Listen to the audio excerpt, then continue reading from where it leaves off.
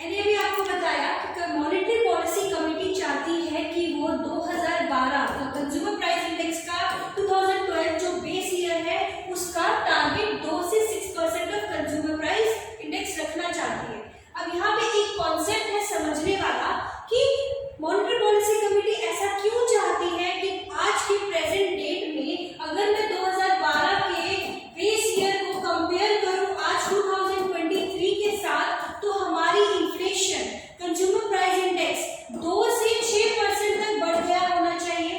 बात आती है दिमाग में कि इन्फ्लेशन क्यों, हम ये क्यों नहीं चाहते कि बेस ईयर में कोई चीज को खरीदने के लिए अगर मुझे 100 रुपीज लगते थे तो आज भी 100 ही रुपीज नहीं लग रहे।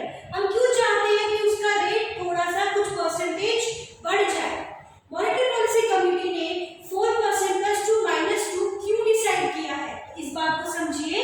इन्फ्लेशन बुरा नहीं है, इन्फ्लेशन अच्छा है। एक कॉन्सेप्ट समझिए।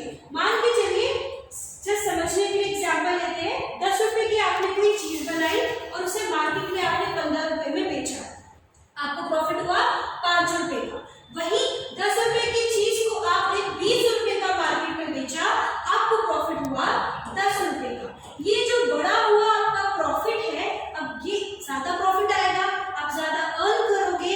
आपकी फॉर एग्जांपल एक इंडस्ट्री थी, अब आप 2 इंडस्ट्रीज और लगा रहे हो।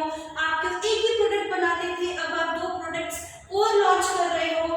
तो नई इंडस्ट्री बनाओगे, नए प्रोडक्ट्स लॉन्च करोगे तो एम्प्लॉयमेंट जनरेट करोगे, नए लेबर को हायर करोगे, एम्प्लॉइज को हायर करोगे।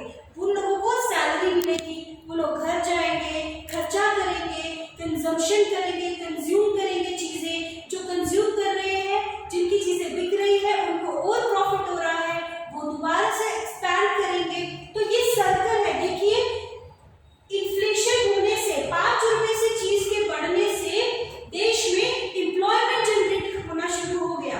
तो हम बात करेंगे इन्फ्लेशन अच्छा है। तो आप ये सोचिए, अगर इन्फ्लेशन इतना ही अच्छा है तो ये 10 रुपए की चीज को मैं 20 की जगह 100 रुपए में बेच देती हूँ। अब तो और ज्यादा ग्रो करेंगे। अब नहीं करेंगे। क्यों? क्योंकि जो लोग 10 रुपए की चीज को 20 रुपए में खरीद पा रहे थे, 15 की चीज को जो 20 में खरीद पा रहे थे, वो अब 100 रुपए में नहीं खरीद पाएंगे। आपकी चीजें मार्केट में वैसे ही रह जाएंगी, खरीदने वाले लोग नहीं होंगे। आपका रॉ मटेरियल का खर्चा भी नहीं निकलेगा, प्रॉफिट तो दूर की बात है। आपकी 4 इंडस्ट्रीज है, आप उसको भी बंद करोगे, एक इंडस्ट्री पे आ जाओगे, लोगों को नौकरियों से निकालोगे क्योंकि प्रोडक्शन रुक गई है, अनएम्प्लॉयमेंट हो गया है। तो इन्फ्लेशन अच्छा है, हमने देखा था, लेकिन उतना ज्यादा